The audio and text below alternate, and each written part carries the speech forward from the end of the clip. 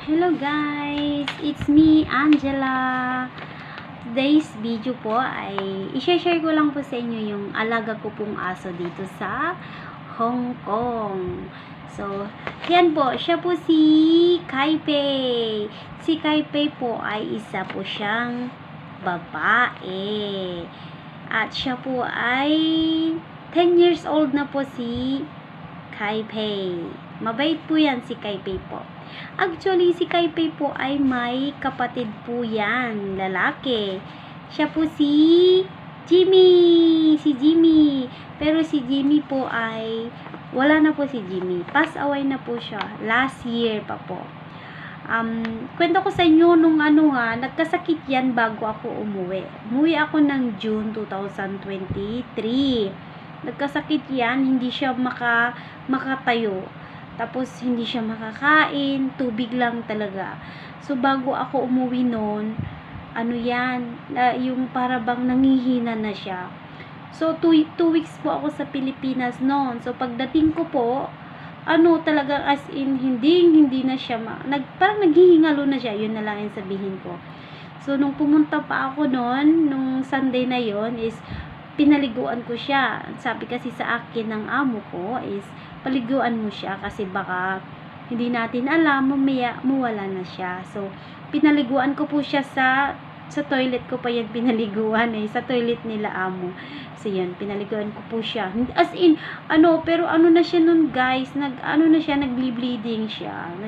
Habang pinapaliguan ko siya, si Jimmy, umiiyak ako, sinaawa ako guys. Dog lover kasi ako guys. Nung pinapalaguan ko si Jimmy, as in bleeding na siya. Tapos hindi siya talaga as in makatayo. Talagang binubuhat ko yan. Tapos nung drenay ko yung buhok niya, as in, binubuhat ko talaga siya. At ang bigat ni guys, ang bigat-bigat ni Jimmy. So si Jimmy guys, mabait si Jimmy. Napakalambing ni Jimmy. Kaya mahal na mahal ko siya. Lagi ko siyang naalala. So, pag pumupunta ako doon, actually, every Sunday ko lang sila nakikita dati. Yan si Kaipei, every Sunday ko lang yan nakikita. Pero nakikita ko pa rin si Jimmy kasi nandun yung yung picture niya at saka yung ash niya. Yun. Tapos nga nung namatay si Jimmy guys, pinapapunta nga ako noon para magpaalam sa kanya bago siya i-cremate. Kasi cremate siya guys. Tapos yung ash niya, nandun sa bahay nila. Yan po guys. So, mabait po yun si Jimmy. Wala pong yun. Pag dumadating po ako yan si Jimmy, pag nagdo-doorbell po talaga ako niyan, andyan na po yan sa hagdan. As in, hinaantay niya ako, nagkakaway-kaway na yung kumakaway-kaway na yung yung buntot niya. Tapos, hinahalikan niya talaga ako. Tapos, hindi yan hihintuhan, hindi ko siya hinahalikan, guys. So, si Kaipei noon, guys, hindi siya ganon. Tahimik si Kaipei. Suplada kasi babae nga si Kaipei. Suplada si Kaipei. Parang nagsiselos siya kay Jimmy. Si Jimmy mas matanda ng 2 taon si Jimmy. Balik kuya niya 2 years ang nilanggap nila. So, mas matanda si Jimmy. So, nung nagkasakit si Jimmy talaga, as in, hindi niya na nagkaya guys. Siya tanda na niya. Yun. At saka ang bigat niya, as in talaga. So, hinintay niya lang ako guys. Nung dumating talaga ako, galing Pilipinas, yun. Na siya, nung Sunday ng gabi, ayun, wala na siya guys. So, nakakalungkot lang. Nakakalungkot yung aso na pag napamahal na siya. Ngayon naman si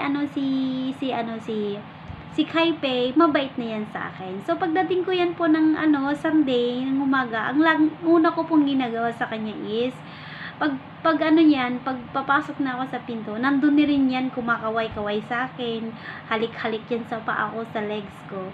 Tapos yun, pupuntahan ko na siya, sasabihin ko, you wait for me, I'm coming, gano'n lang sinasabi ko sa kanya. So, hinihintay niya ako sa room niya talaga. Sinusuklay ko yan, guys, as in, makita niyo talaga yan, sinusuklay ko. Ang dami-daming buhok niyang naglalagas, guys, kasi tumatanda na siya, guys. Ang dami niyang buhok na naglalagasi. Matagal ko yan sinusuklay, guys, mga 10 minutes ko yan sinusuklay, as in 10 minutes. Ang dami-daming buhok. So, pagkatapos ko siyang suklayin guys, syempre yan, pinupunasan ko yan.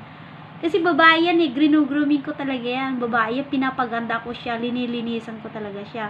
Pati tenga niya yan guys, parang tao yan, nililinisan ko talaga yung tenga niya. Gusto niya. Gusto niya guys, nililinisan ang kanyang tenga. So, ayan, habang sinusuklay ko yan guys, kinakantahan ko o nag-uusap kami.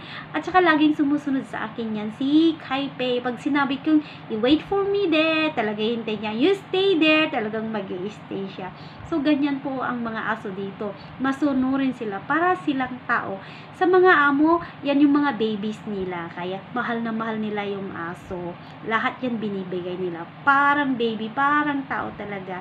Naka-diaper pa yan. May mga damit pa ang mga yan. Mahal pang mga pagkain ng mga yan.